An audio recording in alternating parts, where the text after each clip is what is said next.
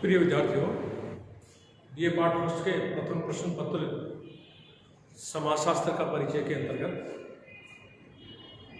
प्रथम इकाई पूर्ण होने के पश्चात द्वितीय इकाई में हमने समाज की अवधारणा का अध्ययन समाप्त कर दिया था और उसके पश्चात पिछली कक्षा में हमने समुदाय की अवधारणा प्रारंभ की थी। समुदाय की अवधारणा के अंतर्गत विभिन्न समाजशास्त्र की परिभाषा आपने देखी, जिसमें वो गार्डस की परिभाषा को परिभाषित किया, मैकआइवर पेज की परिभाषा का उल्लेख किया गया और किंग्सले डेविस की परिभाषा का उल्लेख किया गया। इन विद्वानों ने जो परिभाषाएं दी हैं, उन परिभाषाओं से एक निष्कर्ष निकलकर सामने आया है। ये तो सामान्य दृष्टिकोण से जब हम लोग समुदाय को परिभाषित करते हैं तो ऐसे परिभाषित करते हैं कि एक निश्चित भौगोलिक क्षेत्र में रहने वाले लोगों के समूह को समुदाय कहा जाता है। ठीक है, यानी कि जमीन का एक टुकड़ा है, जमीन का एक हिस्सा है जिसमें कुछ लोग रहते हैं।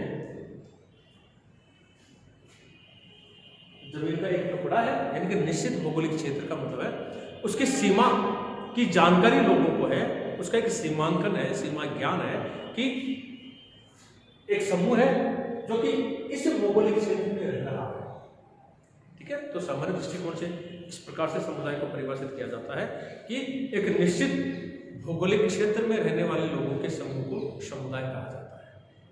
ठीक है, कुछ लोग हों और वे लोग किसी एक निश्चित जमीन के हिस्से पर रहें, ऐसे लोगों के समूह को सामान्य दृष्टिकोण से समुदाय कहा जाता है। समाजशास्त्र दृष्टिकोण से अगर हम लोग समुदाय को परिभाषित करें तो बोगार्डस की जो परिभाषा थी, वो बोगार्डस की परिभाषा इस प्रकार से थी कि एक निश्चित भौगोलिक क्षेत्र में रहने वाले लोगों के समूह को समुदाय कहा जाता है जिनमें हम की भावना की कुछ मात्रा हो, यानी कि वी फीलिंग हो।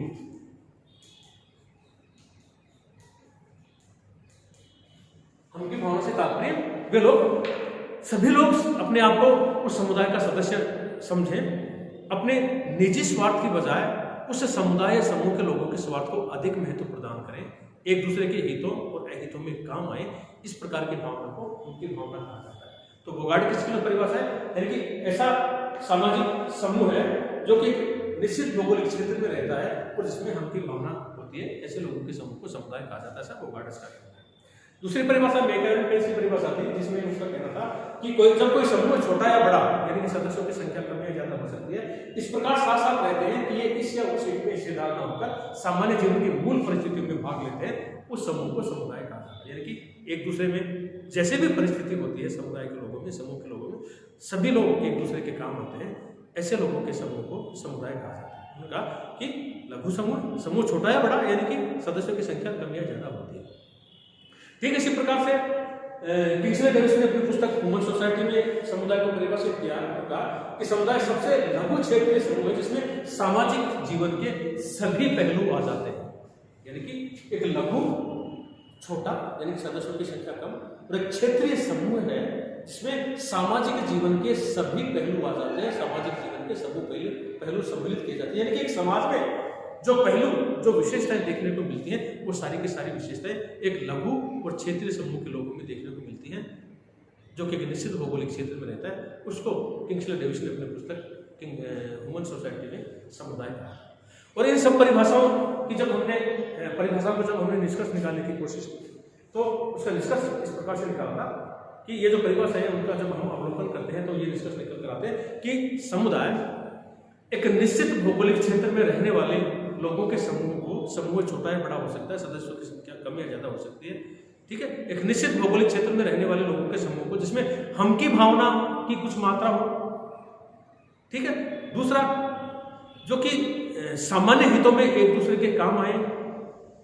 ठीक है, और डेविस के अनुसार जिसमें समाज के सामान्य जीवन के सभी पहलू देखने को मिले, ऐसे लोगों के समूह को जो कि एक निश्चित भौगोलिक क्षेत्र में रहता है उसको समुदाय कहा। यानी कि समुदाय कहने के लिए क्या क्या जरूरी है, कुछ लोग हों, लोग कम या ज्यादा हो सकते हैं, लोगों का समूह छोटा या बड़ा हो सकता है, सदस्यों की संख्या कम या ज्यादा हो सकती है। तो कुछ लोग हों जिनमें हम की भावना की मात्रा देखी जाए, जो कि सामान्य हितों में एक दूसरे के काम आए। जो कि एक निश्चित भौगोलिक क्षेत्र में रहते हो और जिसमें एक समाज के सभी पहलू सम्मिलित, यानी कि जो समाज में जो विशेषताएं देखने को मिलती हैं वो भी देखने को मिले, ऐसे लोगों के समूह को समाजशास्त्र दृष्टिकोण से समुदाय या कम्युनिटी कहा जाता है।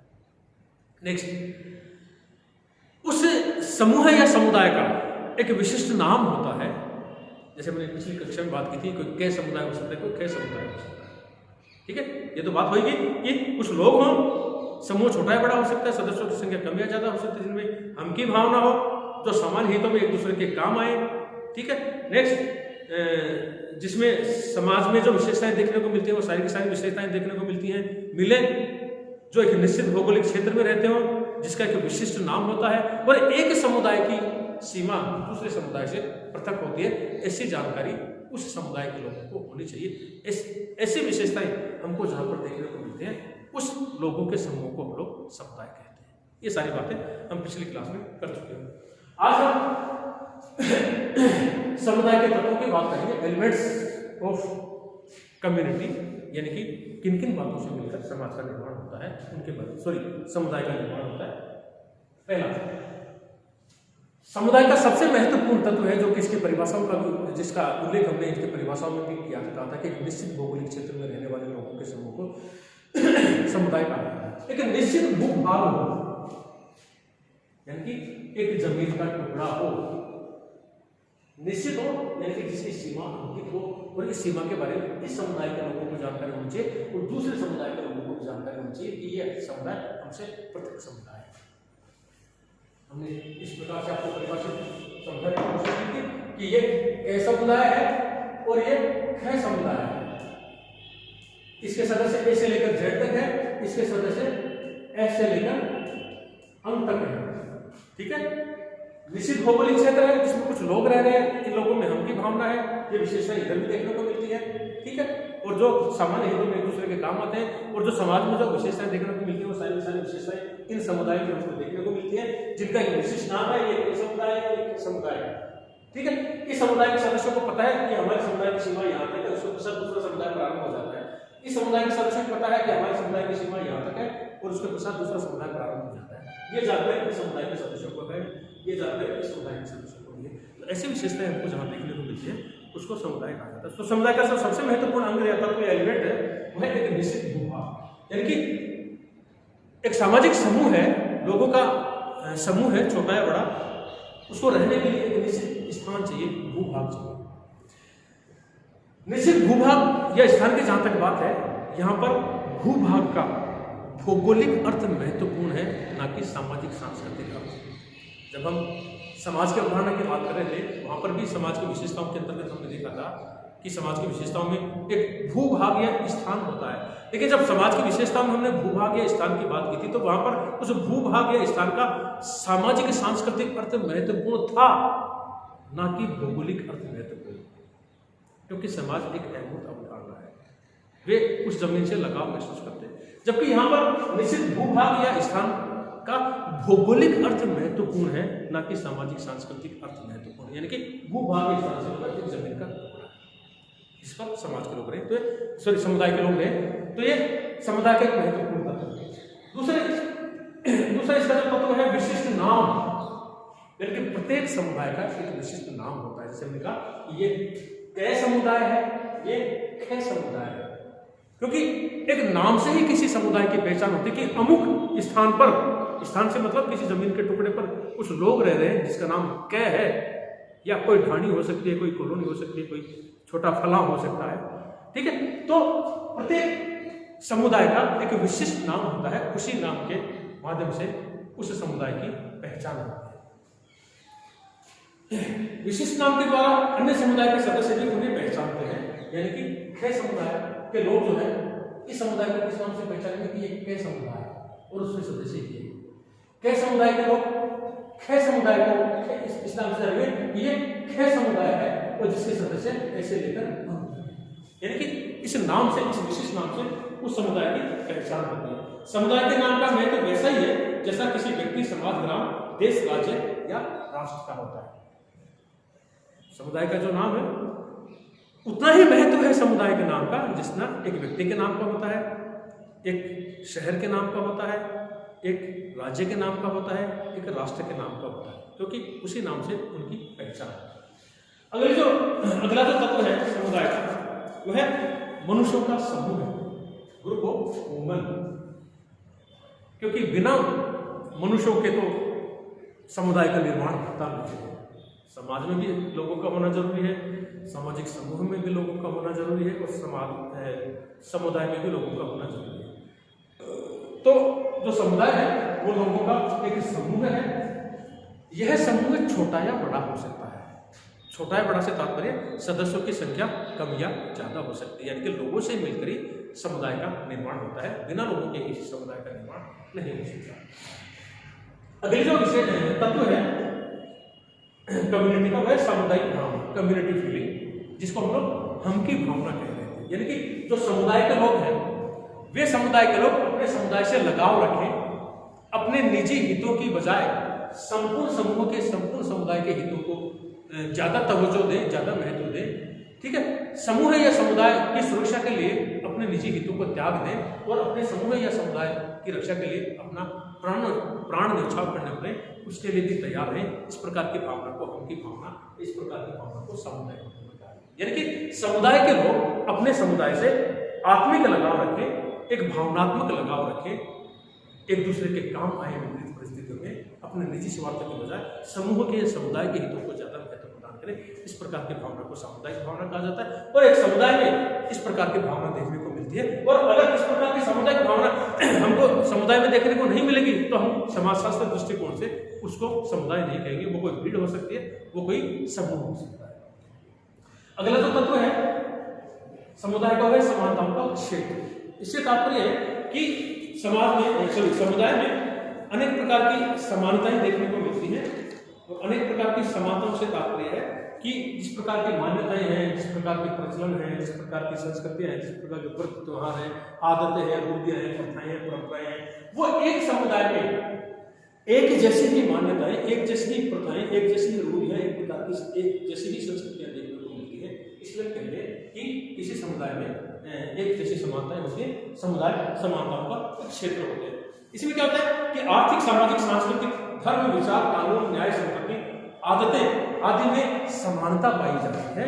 समुदाय के संगठित बने रहने के लिए यह आवश्यक है कि रीति रिवाज, भाषा, स्थानीय कथाएं, रूढ़िवादी विचार आदि क्षेत्रों में समुदाय के अन्य समुदाय से आदि क्षेत्रों में समुदाय के लोग समानता रखते हैं।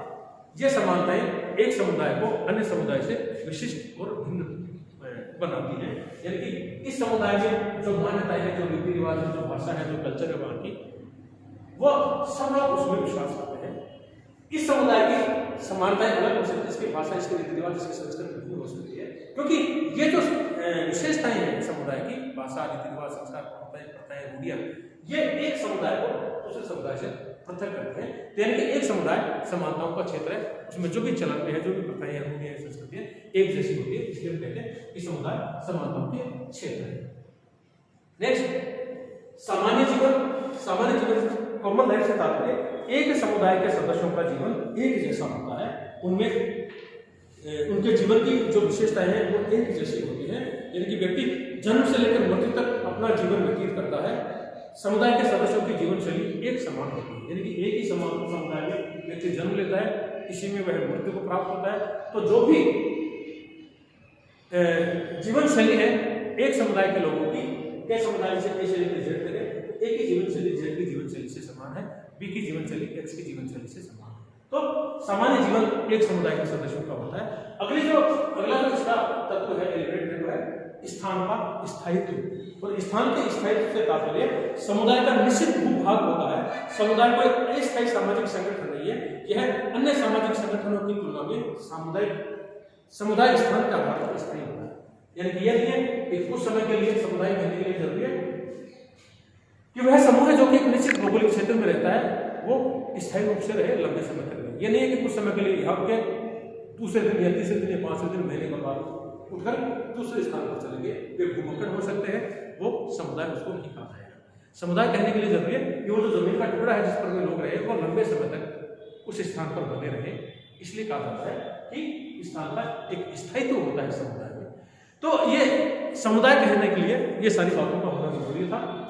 निश्चित भूभाग होना चाहिए, विशिष्ट नाम किसी समुदाय का होता है, लोगों से मिलकर समुदाय का निर्माण होता है, प्रकार के मनुष्यों का समूह है। सामुदायिक भावना यानी कि हम की भावना समुदाय के लोगों में देखने को मिलती है। एक समुदाय में सभी प्रकार की मान्यताएं एक जैसी होती हैं, जो कि अन्य समुदाय से उनको पृथक करती हैं। सामान्य जीवन होता है एक समुदाय के लोगों का, एक जैसी जीवन शैली होती है, ठीक है। और स्थान के रूप में दृष्टिकोण से देखा जाए तो एक समुदाय जो है एक लंबे समय तक स्थायी रूप से किसी एक स्थान पर रहता है। ये सब बातें अगर किसी समूह में हमको देखने को मिलती है तो समाजशास्त्र दृष्टिकोण से उस लोगों के समूह को हम लोग समुदाय कहेंगे।